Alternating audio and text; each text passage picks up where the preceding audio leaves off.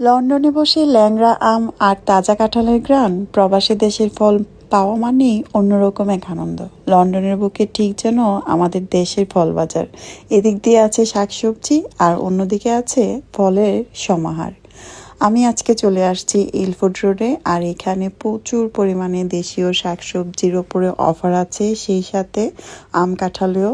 আর এখানের মাছগুলো ভীষণ বড় বড় মাছ, আমার কাছে ভীষণ ভালো লাগে। সেই সাথে আছে লিচু, তরমুজ। ফলের রাজা আম নাকি কাঁঠাল, লন্ডনের দুটোই একসাথে হাজির। সেরা ল্যাংড়া আমের সাথে একদম খাঁটি বাংলাদেশি কাঁঠালের সমাহার দেখে আর লোভ সামলাতে পারলাম না। আপনার কোনটি পছন্দ অবশ্যই কমেন্টসে জানাবেন। আজ লন্ডনের বাজারে হঠাৎ দেখি মনটা ভালো হয়ে গেল। বাংলাদেশ থেকে আসা একদম টাটকা ল্যাংড়া আম আর কাঁঠাল, প্রবাসের দেশে স্বাদ খুঁজে পাওয়ার আনন্দই আলাদা, তাই না?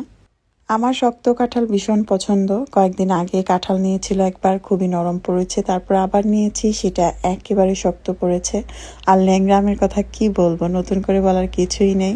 আমের সিজনে আমার আব্বু এত পরিমাণ আম আনতো যা বলার মতো না। সবাই ভালো থাকবেন, আল্লাহ হাফিজ।